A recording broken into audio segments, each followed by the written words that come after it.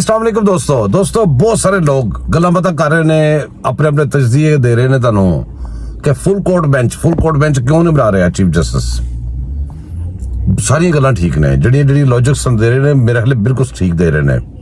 मैं भी तुहानू एक गल शेयर करनी चाहना तुहाडे नाल ना, क्यों फुल कोर्ट बेंच नहीं बना रहा। देखो तुहानू याद होएगा कि काजी फायज सानू एक चीफ जस्टिस हुंदा सी गुलजार, चीफ जस्टिस से चीफ नहीं सी, चीफ जस्टिस से गुलजार नमी।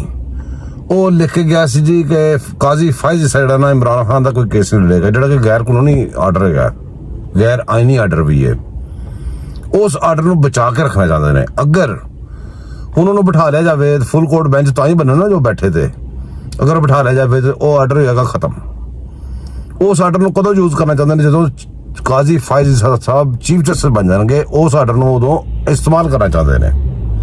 उन्होंने ढाल बना के रखे है। इस वास्ते फुल कोर्ट नहीं बना पा रहा हो, तो मतलब कि वक्रे वक्रे फार्मूले नवे कढ़ रहे हैं। फस गया है जिवें कुत्ता बहुत सारे कुत्तियां दे फस जाए ना कि दूसरे पिंड जाके दंद बाहर कढ़ लेंदा, पुछर पिछों दे अंदर दे लेंदा ते गुराई जाता है। इस टाइम वो हिसाब है बंदयाल साहब का।